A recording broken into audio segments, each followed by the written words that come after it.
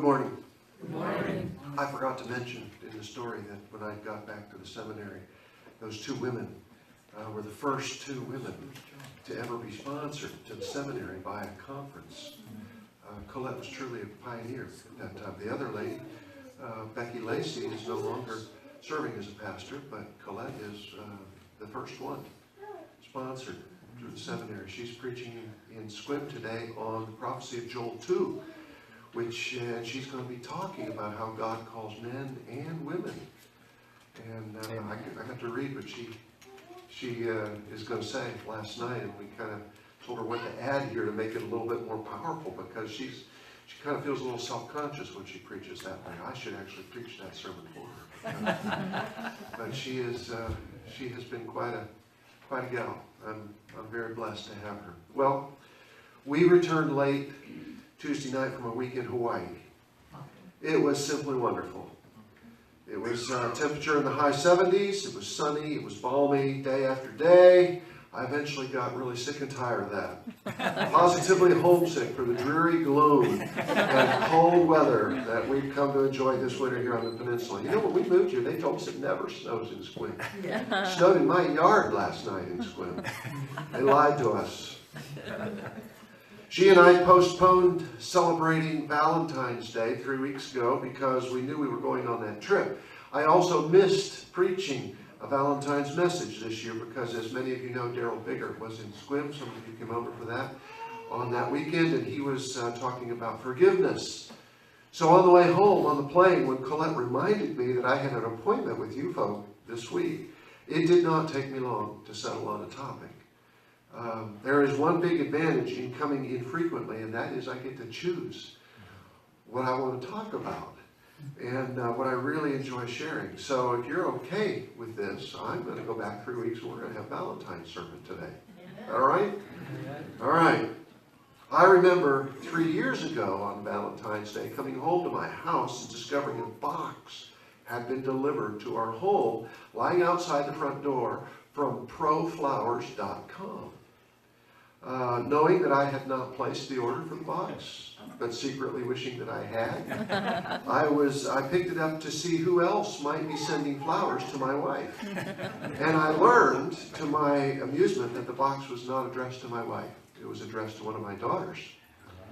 It was instantly clear that some boy was pursuing my girl, hoping to win her attention, her affection, maybe ultimately her heart. My very first thought was to destroy the box before she saw it. But then I had to admit, it was a nice gesture, kind of romantic. And whoever it was, I thought, had very good taste in who he was pursuing. It's nice to be loved, isn't it? Amen. It's nice to be pursued in the good sense of that term. Valentine's Day is kind of an interesting holiday. Did you know, for instance, that over 1 billion Valentine's Day cards are sent in America every year? That's about 3 times more than Americans. Somebody is seriously double dipping. It is the second biggest card sending holiday of the year, right after Christmas. Did you know that men send twice as many cards as women? We do. That's a statistic. I don't know if that means that twice as many men are sending cards, or that men tend to send multiple cards, or that men tend to send cards to multiple women. But us guys spend twice as much. Did you know that Valentine's Day is probably named after 2 guys whose name was Valentine, both of whom were martyred for their faith sometime in the 3rd century? Which means that the day that most people associate with love actually got its start by 2 guys dying. It's really about death, see, Valentine's Day. The romantic attachment didn't come till about 1380 or so, when Geoffrey Chaucer, that famous English poet, wrote a poem about 2 lovebirds to celebrate the first wedding anniversary of King Richard II and Anne of Bohemia, which I assumed just happened to fall on February 14th. And the romantic part of it just stuck, because most people prefer romance over dying. At least that's what Wikipedia says, which has got to be true because it's on the web. Whether it's actually true or not, who knows? But one thing is true, and that is people love stories, especially romantic stories. So today we're going to think about some romantic stories. First of all, I want you to think about stories in general with me. If you haven't read this book, you can see it there, The Sacred Romance by John Eldredge. You really owe yourself that treat. It is a wonderful book, The Sacred Romance. In that book, Eldredge writes about the value of stories. And we all understand this intuitively. We know that we like stories better than just facts, right?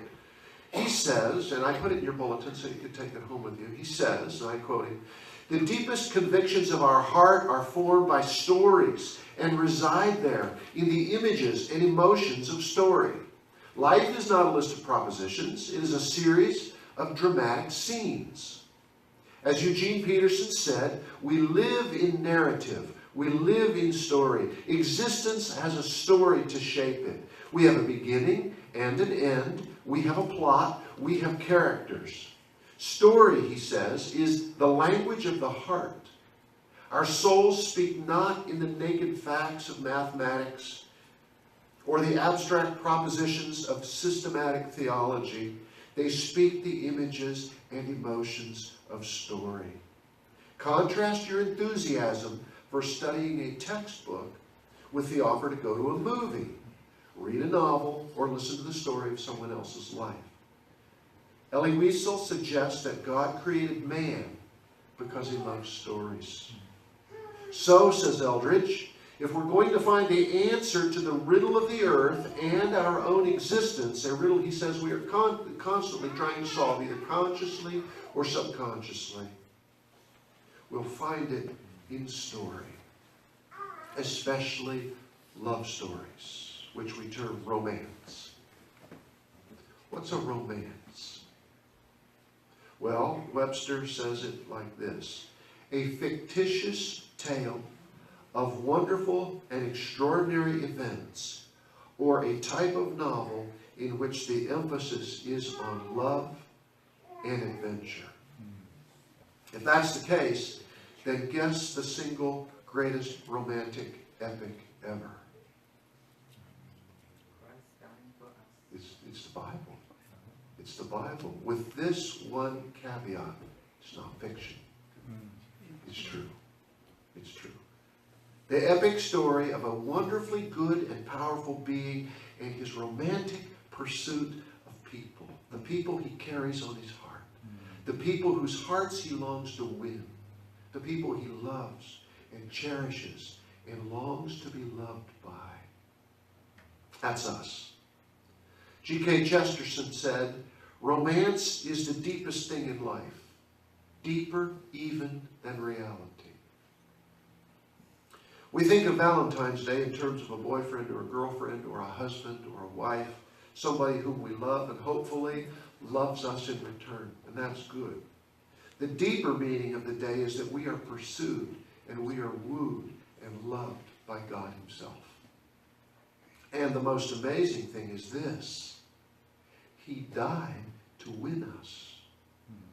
He went to the cross and gave his life to win our affections, so that we might know beyond a shadow of a doubt that we are loved. How amazing is that?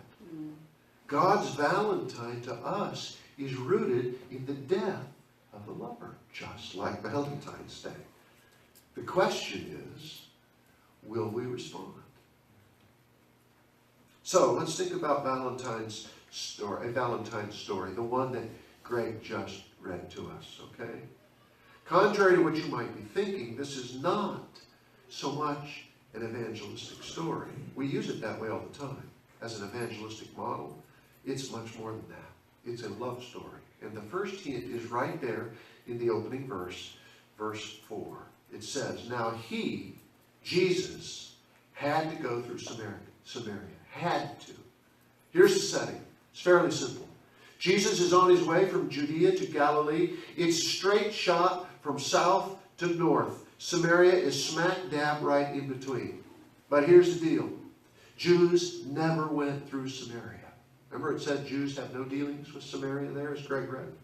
Jews would go out of their way to avoid going through Samaria. They would journey an extra 20 miles east, cross the Jordan, then head north, then recross the Jordan again to the west in order to bypass Samaria completely, because the Jews and the Samaritans didn't get along. Jews despised Samaritans, and you all know that. But John said that Jesus had to go through Samaria. Why? Was there a bridge out over the Jordan? Had the Palestinians set up a checkpoint there that Jesus had to miss? No. He had to go because of romance. And that becomes clearer when you get to verses 5 and 6.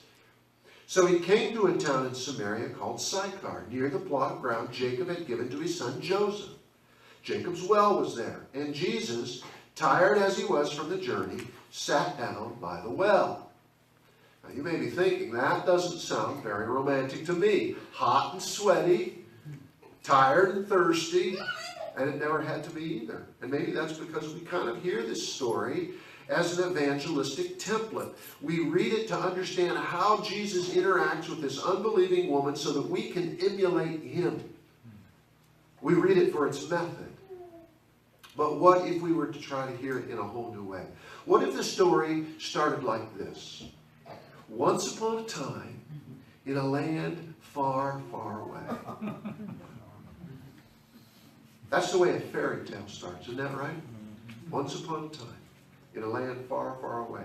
When you hear that opening to a story, you are not anticipating a news report on how the war on ISIS is going, or how much the proposed infrastructure bill is going to cost, even though that's sheer fantasy too. You're being set up for a make-believe story, and you know that. The words "once upon a time" are our tickets to the land of imagination. And when we hear those words, we expect some very specific things are going to happen. This is what fairy tale fantasy stories are all about. We expect some very good, courageous, or wonderful person, maybe a prince or a princess, to play a prominent role. And we also expect to encounter something bad, maybe like a witch or an evil troll or something. And we expect that there will be a contest between the forces of good and the forces of evil, with evil threatening the day until at the very last moment, when all seems to be lost, through some heroic effort, good emerges victorious. And of course, we expect the story will end how? They lived happily ever after. Those expectations we have of a story that begins once upon a time in a land far, far away are due to what we call story conventions, okay? A skeleton structure upon which the fabric of the story is woven. Now remember, for most of the world's history, people did not read or write. It's only been in the last few hundred years, really, that people, the masses of people, have read and written. Most people couldn't, and so using a skeleton structure upon which to fashion a story was an ancient method of storytelling that helped those people who were telling the story get it right, because they weren't reading it, right? And it enabled the hearers to know what kind of a story to expect. That way, they paid closer attention to the details. They wouldn't miss something that might be important to the story. The people of Israel were used to stories being told in a particular manner so that they could hear and retell those stories from generation to generation. That's how it got passed down. Now we've got Kindles and iPads with flash drives and stuff like that.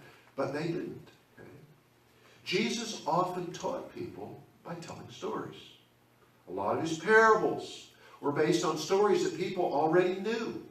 When he began to tell one, his listeners would immediately tune in because they knew what was coming, or at least they thought they knew what was coming. For instance, the story of the rich man and Lazarus, it was well known in Jesus' day. Only when Jesus retold it, he twisted the plot line.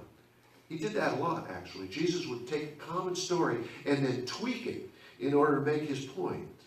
And whenever he told a story about a king, or maybe about a long journey, or servants, or a wedding, or something like that, he was using a particular story type. Now, one of the stories that were often told, types of stories that were often told in ancient Israel, were betrothal stories. The stories of how their ancestors met and got married. They were very important stories that were passed down from generation to generation. And you know, those people are no different than we are. We like to hear the stories of how our parents met and got married, right? How many of you that are married or were married met your spouse on a blind date? Anybody? Not a single one. My mom and dad met on a blind date. It was a setup. It was a cold, snowy, late January evening in Ohio. They had been set up by mutual friends. Dad arrived outside Mom's second floor apartment and pulled to the curb. He was driving a brand new 1955 Sunliner convertible. It was two-tone, red over white, with a black top. Being January, of course, the top was not down.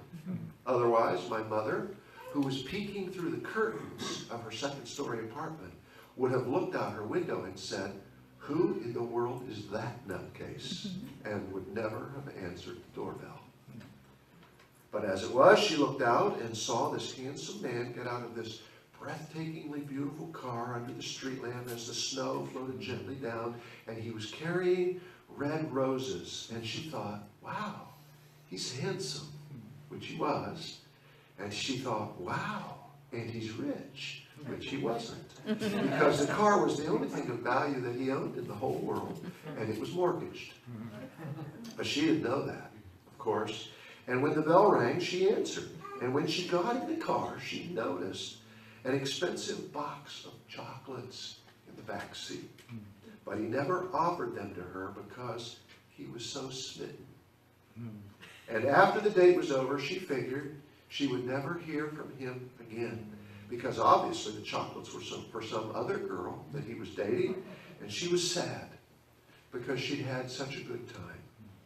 So she was totally shocked the next morning before work, when he called and asked her to have dinner with him that night. And she said, "Who's the box of chocolates for?" 3 weeks later, they eloped to Indiana and were married. February 21st, 1955. 62 years ago, last Tuesday. Of course, they're both gone now. But I love that story. And every Valentine's Day growing up, my mom and dad would tell that story. And my brother and I would hang on every word. Now, the betrothal stories of the Bible often had particular things in common. First of all, there would be a young man, an eligible bachelor, not married, not dating anybody, okay? Second, he or his representative might make a long trip to a foreign land. Third, while on the trip, he would stop by a well to be refreshed. 4, a maiden would come out to the well where the two would meet. 5, after some discussion or an event that bonded them together, the maiden would run and tell her family about the things that happened at the well. 6, the family would then extend hospitality to the stranger. 7, the marriage would be announced. This is the way that Isaac met Rebekah. This is the way Jacob became engaged to Rachel. This is the way Moses became engaged to Zipporah in Exodus 2, verses 15 to 21. That particular one's not a long story, but all the elements are there. This is the skeleton structure of one of the common forms of betrothal stories in the Bible. So, remember with me now the story of Isaac and Rebekah. Now, it's a rerun, but we all like reruns when they're romantic. All right, Genesis 24.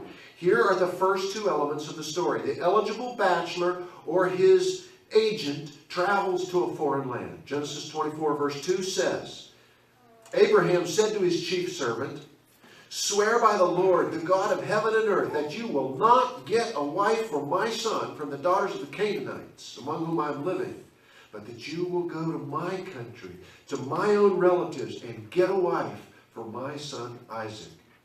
Abraham, you remember, is the friend of God. He's the greatest of the patriarchs. Wish we had his betrothal story, but the Bible doesn't give that to us.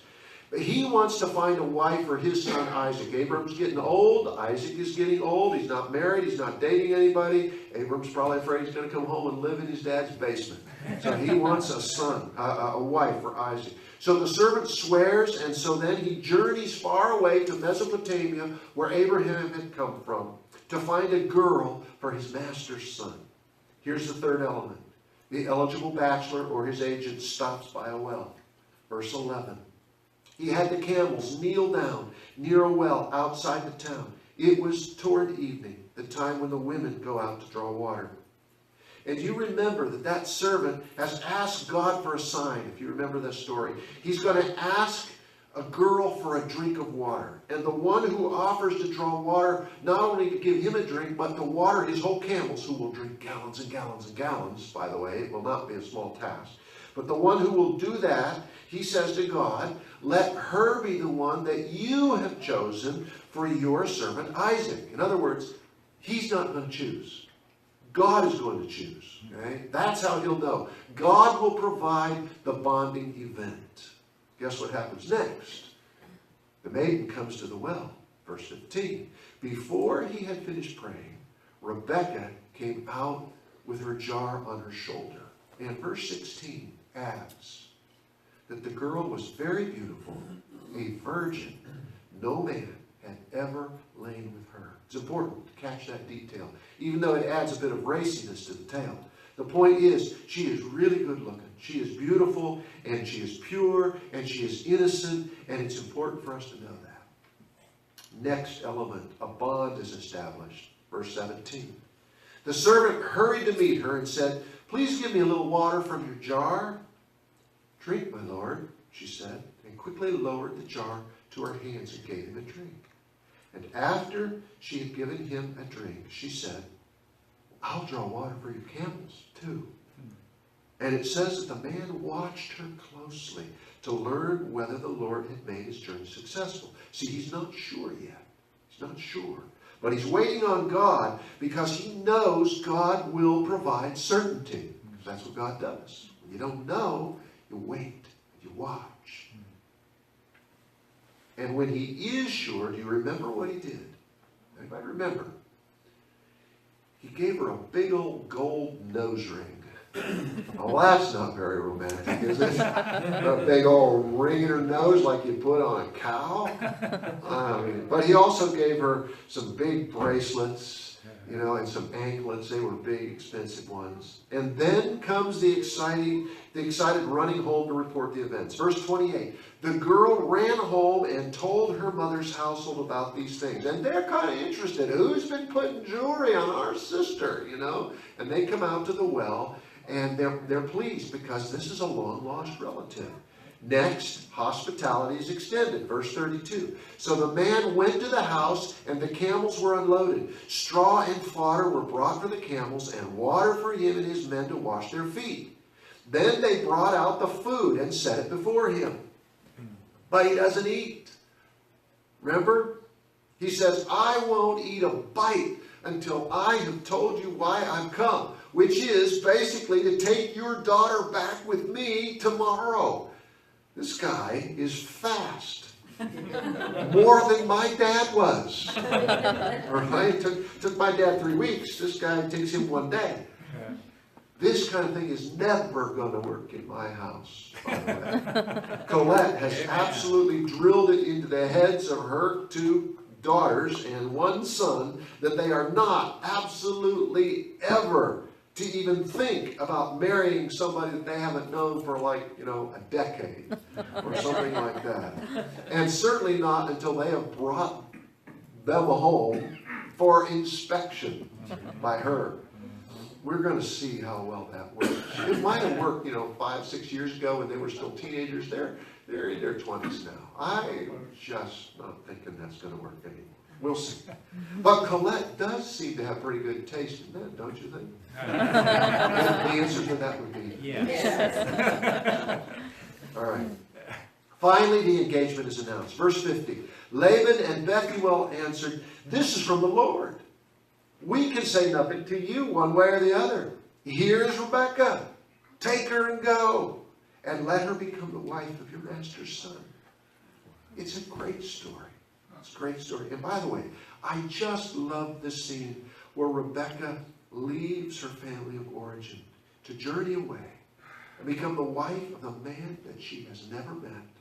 She will never, ever return to her home again. She will never see her mom again. She will never see her dad again. But she goes willingly and with confidence that she is in the will of God. And so she takes her place in the line of the faithful as the mother of the line of the Messiah. Her family blessed her as she left. And they said, and this is in Genesis 24, our sister, may you increase to thousands upon thousands. May your offspring possess the gates of their enemies. If they could have only known. If they could have only seen. That is exactly what happened. Her offspring, Jesus, possesses the gates of his enemies. He holds the keys of death and the grave. He has overcome.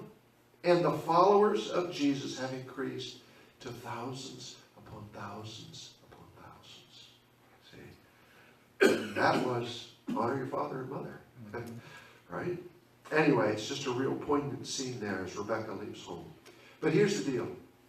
If you were an Israelite and someone began to tell you a story about an unmarried man traveling to a foreign land who stopped by a well and met a pretty girl, there would be no doubt in your mind about what was going to happen next. Absolutely no doubt where the story is going. So now listen again to the familiar story.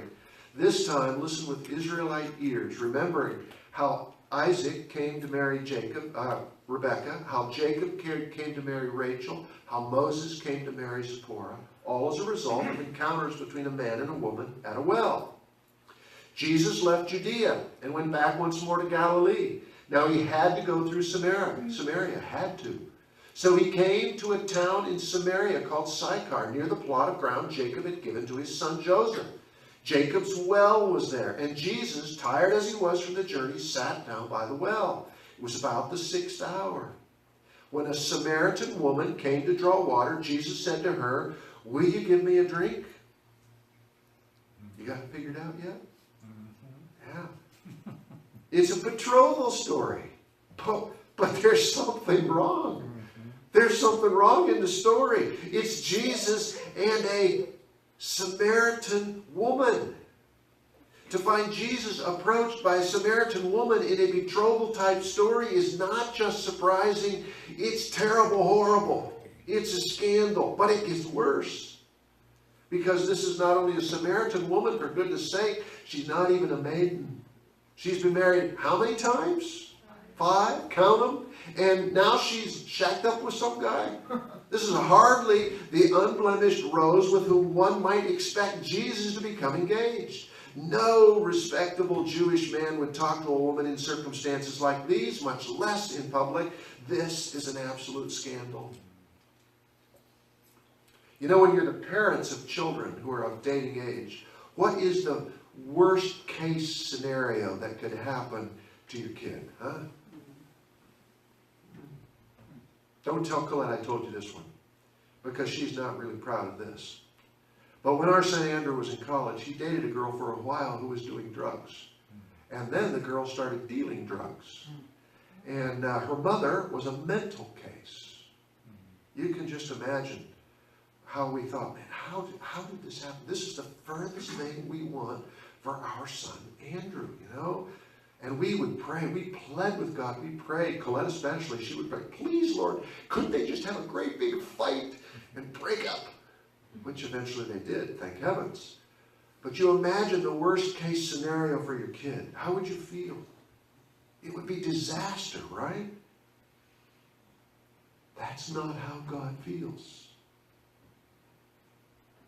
Fact is, this is exactly who he wants for his son. God so loved the world, he sent his one and only son. You see, it might be possible to write this whole thing off as an ignorant or foolish mistake on Jesus' part, except for the fact that Jesus knows exactly what he's doing here. He knows exactly what kind of woman this is, and yet he persists in the scene. He asks her for a drink and then offers her living water instead, which is the bonding event, in case you missed it. And here's where the heart of the story is revealed. Here it is where we discover that it's not her lineage that binds him to this woman, and it's certainly not her chastity or her purity. I mean, she is anything but. Here is what binds her to him. Her thirst for life, for living water, for Messiah. Maybe the fact of her many marriages simply underscores how very deeply she was searching for wholeness and happiness, unsuccessfully searching her whole unfulfilled life, until Jesus finds her, enters her life, unites himself to her through the gospel, through the water of life, betroths himself to this thirsty, unclean girl. Because what bound Jesus to this woman was his love for her. That's exactly why he came in the first place. There was no other reason. He had to come, it says, because it's a love story. And so it is that this woman runs back to her townspeople, excited to tell them her news of this person she'd met at Jacob's well. And they all come out too to meet him, only to discover that they get the same gift that she got. Jesus was not only her salvation, he was theirs too. He betrothed himself to all of them, so to speak. And they beg him to come and stay with them. They extend the hospitality. And he goes and he stays there. His love embraces them all. The whole population of the town.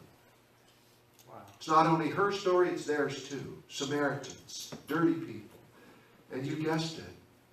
It's not only their story, but it's ours as well. That's why John tells it.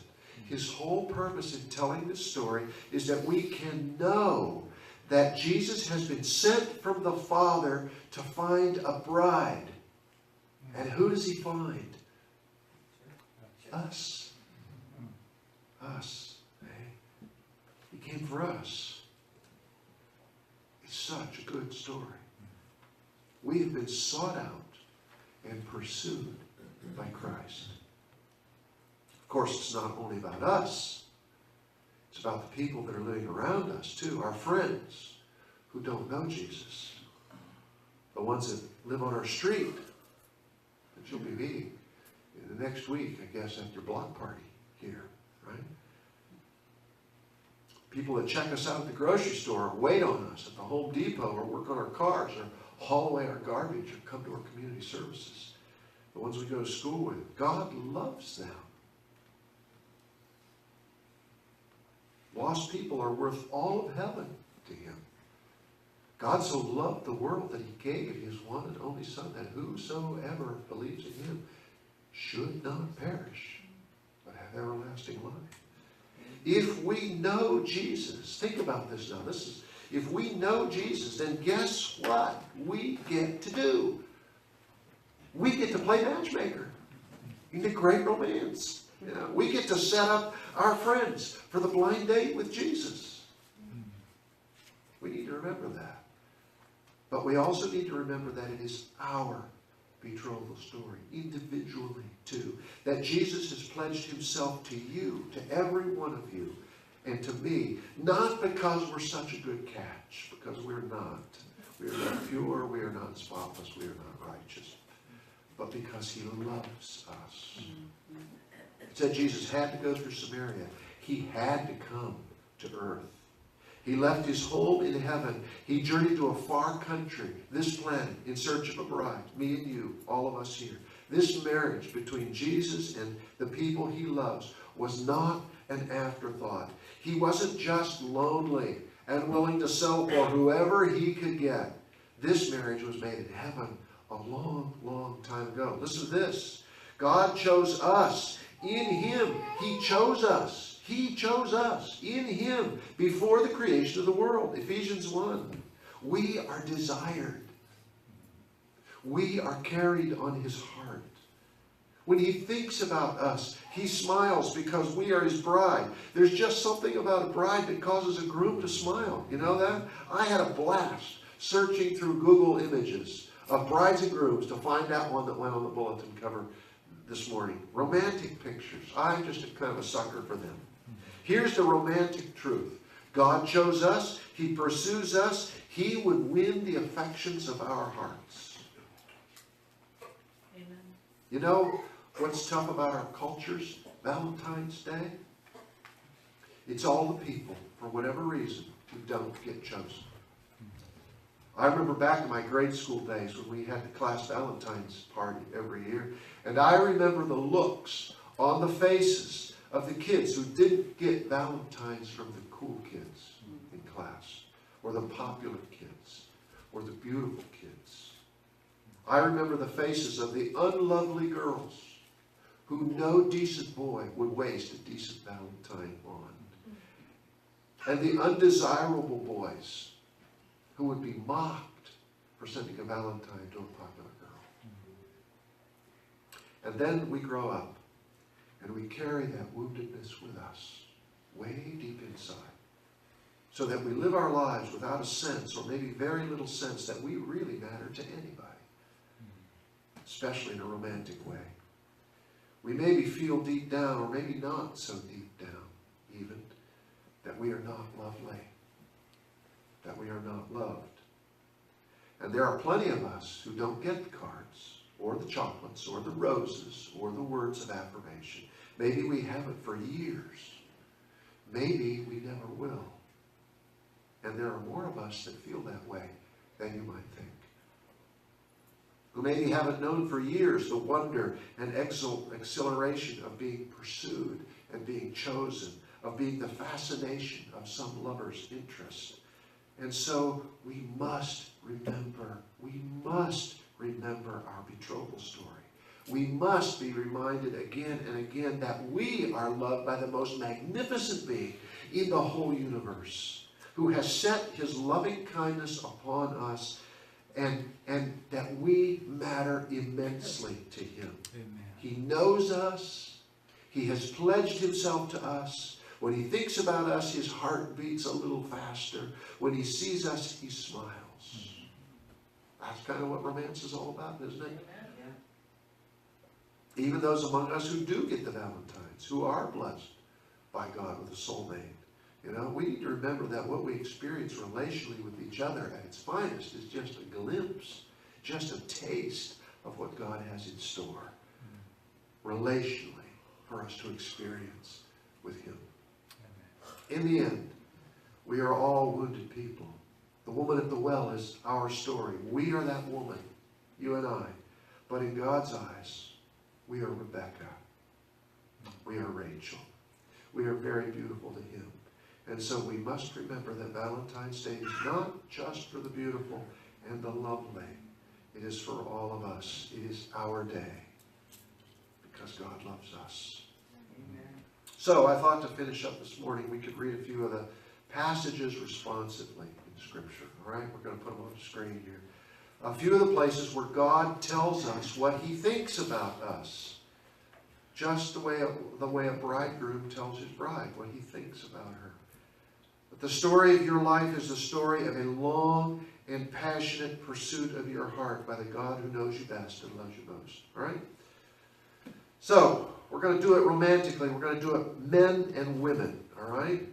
Men will be one group. Women will be the other group. There's a beautiful passage in Isaiah 62. You remember that Isaiah wrote in the years before Israel went to Babylon for exile. And with a prophetic eye on the distant future, Isaiah wrote words of promise to God's people that God would not forsake them in their time out, that he would be faithful to restore them and bring them back to their own land, faithful to his relationship with them. He uses romantic imagery here. He likens himself to their true lover. He likens them to his truly beloved. This will be Isaiah 62 and verse 3 to 5. Remember, it's God speaking to us. And men, when we read it, we're going to read God's words to the ladies. Ladies, you hear it as if God were speaking these to you. Ladies, when you read, we men are going to hear words of God spoken to us, and we're going to know that that's God speaking, because it is. All right? So here we go. We ready? Men? You will be a crown of splendor in the Lord's hand, a royal diadem in the hand of your God. No longer will they call you deserted or name your name. But you will be called Hephzibah, which means my delight is in her, and your land Beulah, which means married. Ladies? As a young man marries a maiden, so will marry you. As a bridegroom rejoices over his bride, so your God will rejoice over you. Isn't that nice? A beautiful image of how God feels about you. You need to carry that image with you this week. Okay? Because the world will tend to beat it out of you. You need to carry it. Here's one from the book of Zephaniah, chapter 3, a very famous one. All right? Men, you ready? The Lord your God is with you. He is mighty to save.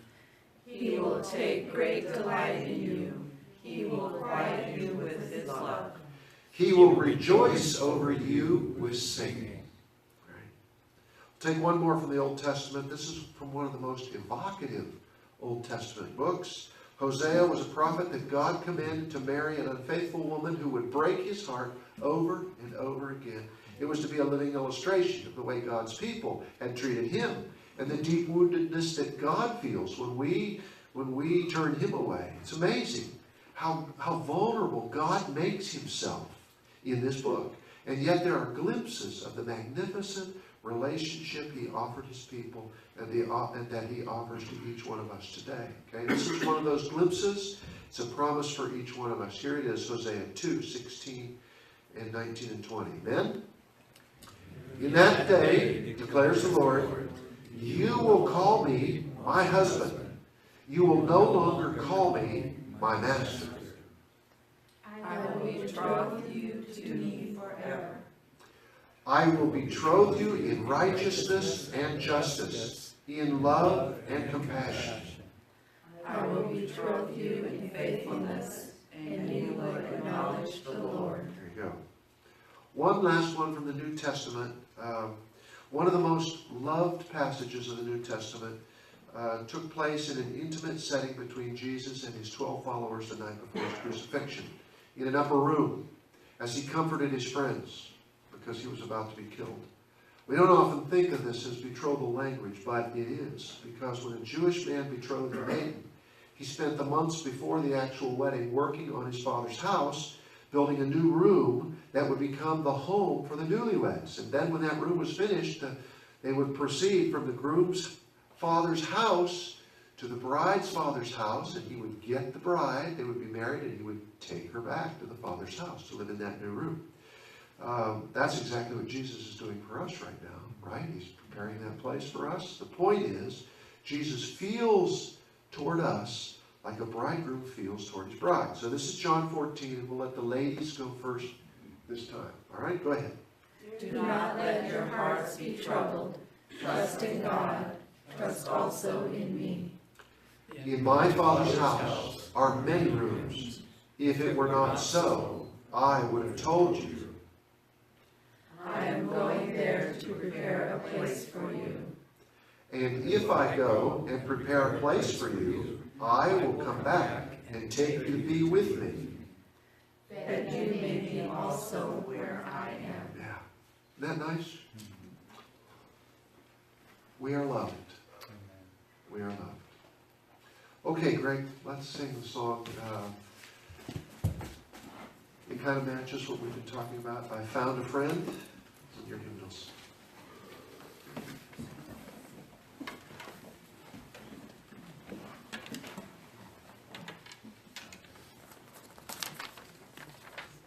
Hymn number 186, I found a friend, oh such a friend. Please stand with me as we sing our closing hymn.